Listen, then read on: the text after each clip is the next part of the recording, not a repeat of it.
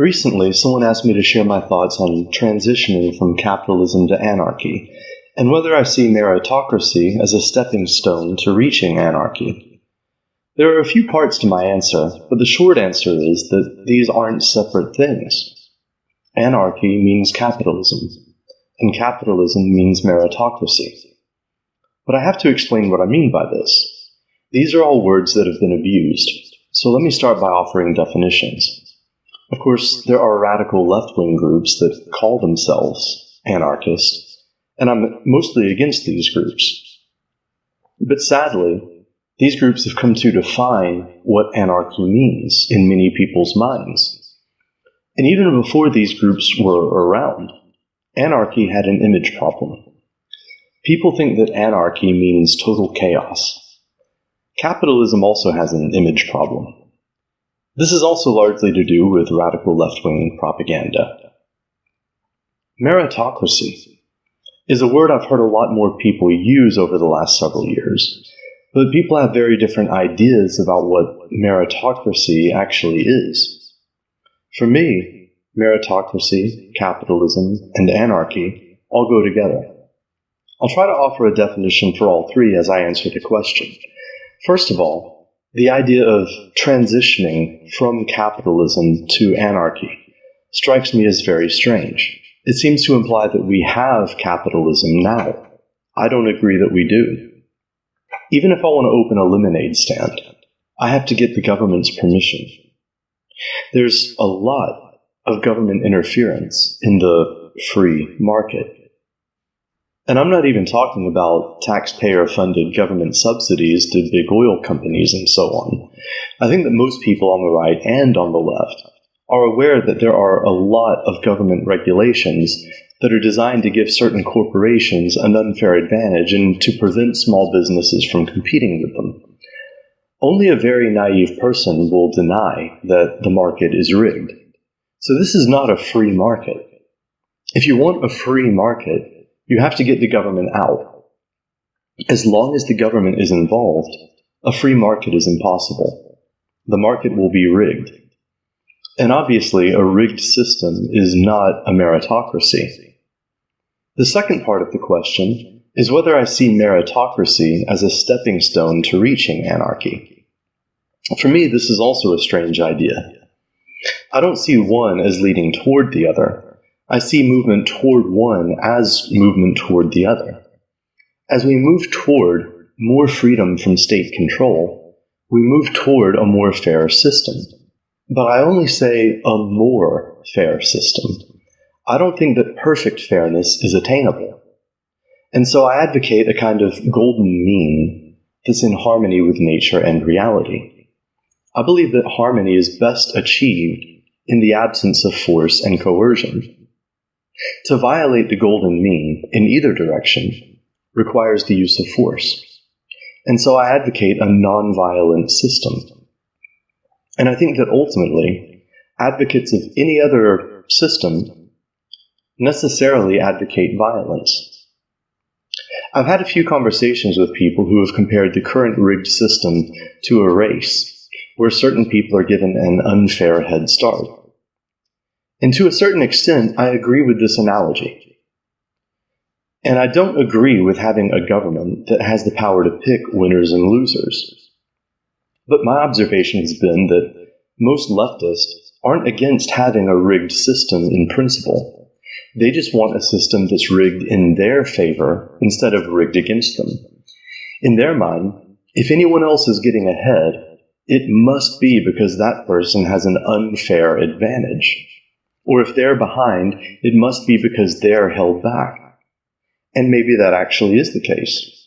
But the mere fact that some people get ahead and others fall behind is not in and of itself evidence that the race is rigged. And I've already admitted that the current race is rigged. It's rigged by the government. Some will say that it's rigged by the wealthy elites. And this is true in a sense. But it's true in the sense that the wealthy elites use their money to influence the government.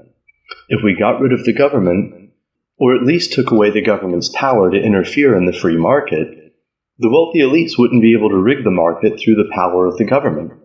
They'd have to compete in a free market like everyone else. And yes, it's true that, as someone might object, wealth itself is an advantage, but not as much as some people might imagine. Those who don't know how to manage money well will find themselves penniless pretty quickly. Quite a few lottery winners end up doing pretty badly. And of course, many celebrities serve as examples of how quickly one can fall from fame and wealth into poverty and obscurity. And in a free market, a new competitor can rise pretty quickly. Even with all the government regulations designed to give the cab companies a monopoly, Uber has really changed the game. Free competition is the solution, not more government control. For a while, I drove part-time for Uber. And once I gave a ride to a college student. And like most college students, his head had been filled with a lot of left-wing ideas. But he was a very intelligent and rational person, and we ended up talking about government regulation. Of course, he was generally of the view that government regulation is a good thing, and obviously I disagree. I pointed out to him that he had chosen to get a ride from Uber rather than from a city cab. Uber was, at least in the beginning, a free market alternative to the heavily regulated taxi industry. So by his choice to get a ride to class with Uber instead of a taxi, he was casting a vote in favor of free market solutions and against a system of government regulation. This undeniable fact left him at a loss for words for a moment. After a little thought, he conceded that maybe too much government regulation is probably a bad thing, but insisted that surely having no government regulation at all would be even worse. I challenged him on this, and asked him what would be wrong with having no regulations at all. Why shouldn't he be free to get a ride from anyone he wants to get a ride from who is willing to give him a ride, either for free or for whatever amount they both agree on? Of course, this is the essence of the free market, but it isn't how the question is usually phrased. He thought for a minute and then suggested that certain regulations might make things safer.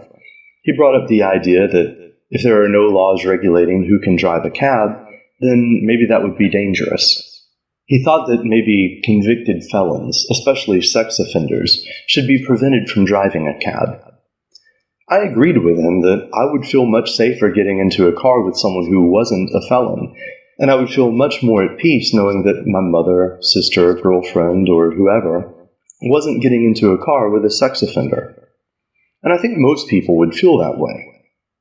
So if I started a transportation service, I would want to do a thorough background check on any drivers I hired. And I would want potential customers to know that all of my drivers had passed a thorough background check. If another company didn't do this, they would be at a competitive disadvantage. So competition is enough to ensure that service providers follow consumer demands and preferences. Of course, maybe another transportation company would try to offer their service at a lower cost by hiring only ex-convicts, because maybe people with a criminal record are willing to work for less, since they tend to have a harder time finding a job. You might not want to use that business, but someone else might. Maybe someone else doesn't mind if their driver robbed a bank several years ago and has done their time for it. As long as they can save some money on their ride to the airport, they don't mind. And maybe some people believe that people can change and that everyone deserves a second chance. So maybe they want to support this company that's offering people who made mistakes in the past an opportunity to get a job and turn their life around. And of course, if you'd rather get a ride from another company that doesn't hire anyone with a criminal record, you're free to do that. That's the great thing about a free market. I think I actually persuaded him that maybe a deregulated cab industry might be okay, but I highly doubt that I changed his mind on the merits of a free market over a state-controlled market in general. And of course, the ride ended, and I can only hope that I gave him something to think about. So it isn't that we need to transition from capitalism to anarchy. The more we move away from our dependency on the government, the more we can transition toward true capitalism and a more truly meritocratic society. And it isn't that meritocracy leads toward anarchy. I see government as inherently anti-meritocratic. And so by moving away from an authoritarian statist model and toward a more libertarian capitalist model, we're moving toward a meritocratic society. But some people think that the authoritarian statist model can lead to a meritocratic society. And I just think this is naive and delusional. And I see most radical leftists as merely using the language of meritocracy, equality, and social justice to advance their agenda. They want to create the perception that other people are advantaged as an excuse to pass laws that give them an advantage over anyone who they see as being ahead of them. And they want to create the perception that they're the victims of injustice in order to justify being granted special advantages. Let's go back to the race analogy. Hypothetically, let's say no one was given a head start and everyone started from the same starting line. A lot of these leftists would start to redefine advantage. And like I've said, based on their unquestioned assumption that everyone is equal, they would interpret anyone getting ahead of anyone else as evidence that they had some kind of unfair advantage. Many liberals demand equality of outcome, but even for those who claim they merely want equality of opportunity, or for everyone to start from the same starting line, this won't be enough for them. They'll insist that even though technically everyone started from the same starting line, the race was still unfair. After all, if some runners got more rest the night before the race, that's unfair. And if one runner was able to spend more time training and getting in shape than the others, maybe that's unfair. You could even argue that if someone has longer legs, that's unfair. So what's the solution? Do you give some people a head start based on how short their legs are? If one runner didn't have access to a nice indoor track to train on before the race, should they be given a head start? How exactly do you ensure that a race is truly fair? What would a truly fair race really look like? If you accept liberal logic, there's really no such thing. The closest thing I believe we can ever have to fairness and equality is freedom. But the good news is, life isn't exactly a race. The analogy isn't quite accurate. I've explained this before in another video, but it's worth repeating. We don't all start at the same starting line in an absolute sense. By that I mean that even if we do have a fair race and no one's given a head start, some people still have longer legs. Some people had to work overtime the last several weeks and maybe didn't have the same opportunities as everyone else to train for the race. Maybe someone else has a newborn, and so they didn't get much sleep the night before the race. There is absolutely no possibility whatsoever of ensuring that every person who wants to run in the race has an equal chance of winning the race. But that's okay, because not everyone is a runner. Track and field isn't for everyone. Maybe some kid is crippled, but he's really smart. He might be better off joining the chess club instead of complaining that the 100-meter dash isn't fair for kids who were born crippled. Not every person has an equal opportunity to become a professional basketball player. Not everyone is going to have an equal opportunity to become a CEO either. But if the odds are against you becoming a basketball player or a CEO, those aren't your only options. To go back to the race analogy, there isn't just one finish line. So it's okay if everyone starts from a different starting line, because they're not all running toward the same finish line. Someone who starts out closer to one finish line starts out further away from another finish line. I don't really like Mark Zuckerberg very much, but a lot of people would consider him to be successful. And some people would consider him to be privileged. I don't necessarily disagree. But he was only privileged in a certain way. He didn't have any unfair advantage over anyone else in terms of becoming a professional athlete. I don't think he has any unfair advantage over someone else who wants to go into cancer research. He doesn't have any unfair advantage over someone else who wants to become enlightened.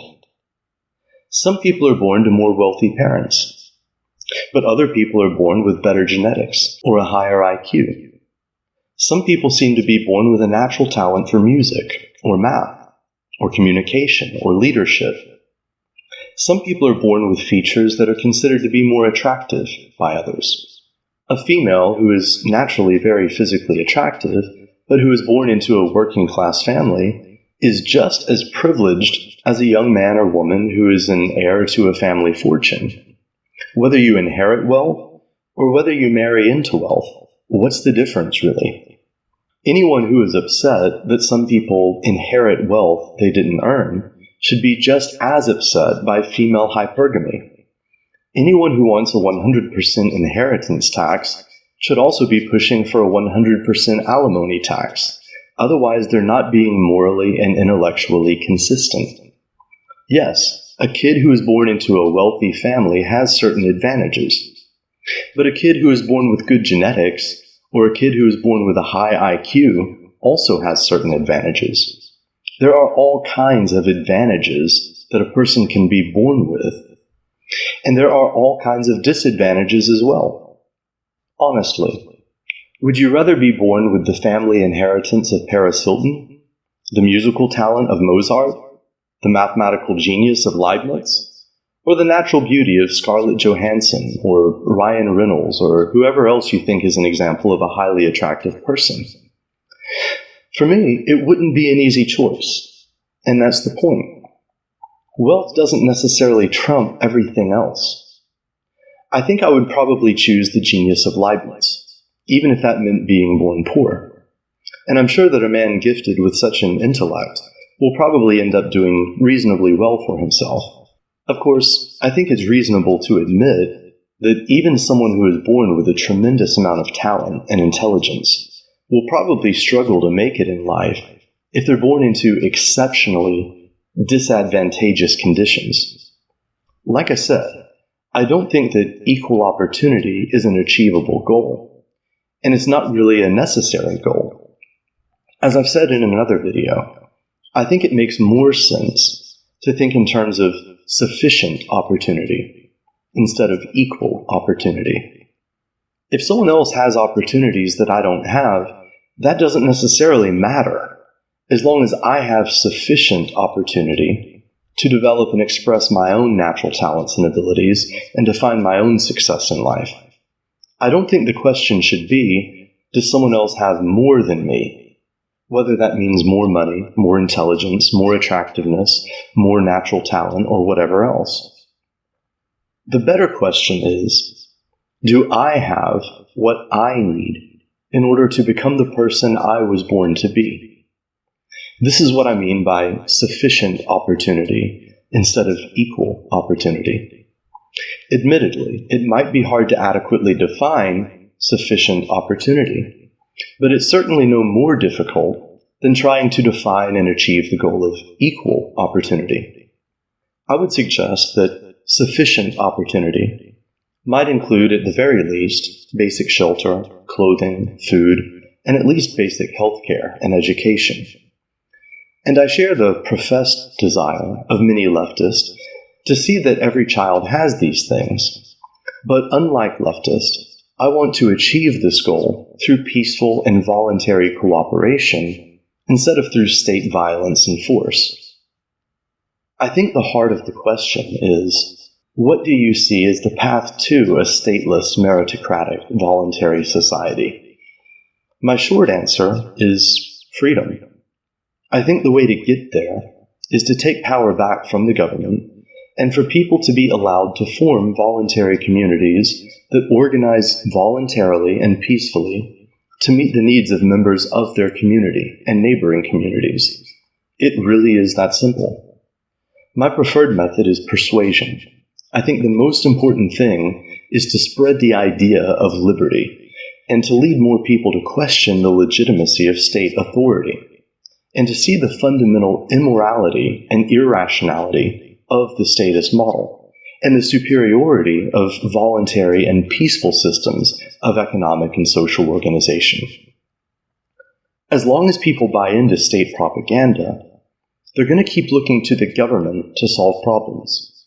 They're going to keep voting for a bigger and more powerful government. The more people question the legitimacy of state power, the less they'll support it, the less they will consent to be governed. In terms of the political system, I do believe it's important to vote. I don't think that voting alone is the solution, but I do think it matters. I understand the idea that both parties are ultimately controlled, at least to some degree, by the same wealthy donor class. But if one candidate wants to cut taxes and government spending, and another candidate wants to raise taxes and increase government spending, I think that makes a difference. If you want no government, then it makes sense to vote for less government rather than more government. The alternative is to not vote, in which case only people who want more government vote. So what do you think the outcome will be? And I think we all know that in America, the Democratic Party is the party of more government. And in a lot of ways, that's what the immigration debate really comes down to, in my opinion. Democrats tend to favor mass immigration from third world countries because 8 out of 10 of them vote for Democrats and for more government. So if you're for less government or no government, it makes sense that you would be opposed to massive waves of immigrants who vote overwhelmingly in favor of more government. Now, I definitely have some problems with the Republican Party, too. It's really about the lesser of two evils. And several years back, I saw the Democratic Party as the lesser of two evils. My view on this has changed over the last several years. Overall, my views have remained fairly consistent, though. But I don't think that voting for small government conservative candidates or libertarian candidates is enough. It's just better than having a socialist like Bernie Sanders in office. Again, I think the most important thing we can do is to help spread the ideas of liberty. Additionally, I think creating voluntary communities, and ultimately networks of voluntary communities, and working toward building a parallel society is a strategy that's worth considering. Of course, it isn't possible at this point to become completely free from the statist system, but a community can opt out of the system as much as possible and strive to be as independent and autonomous as possible within the host nation. As much as I hate to use this as an example, consider the growing Muslim migrant communities in certain parts of Europe. For all intents and purposes, they've invaded and colonized Europe, and the territory they occupy is no longer effectively under European control. They've basically succeeded in forming colonies within Europe, which are under Islamic rule. And that's a terrible thing, but I see it as a useful model. Why couldn't another group of people do essentially the same thing, except instead of building a colony around the toxic and backwards death cult of Islam, building a colony around enlightened values? And this is part of what I hope to be able to do with my channel. At the very least, I aim to assist in the spread of enlightened values such as reason, liberty, and nonviolence. But as my channel grows, I hope to help build an online community which, over time, begins to have more of an offline presence as well. Right now, I'm a long way away from having millions of subscribers and any level of real social impact. But Pythagoras started with a single student and attracted a few hundred followers over time. And over time, he did gain quite a bit of influence. He never raised an army. He never led a revolution. He used reason to convince people simply with his words. And he founded a voluntary community which served as a light to those in the surrounding area. I think this is an example worth following. You can help me by sharing this video and others like it, and of course by making a donation through my website to help support me in the work of spreading the light of reason and liberty. Peace.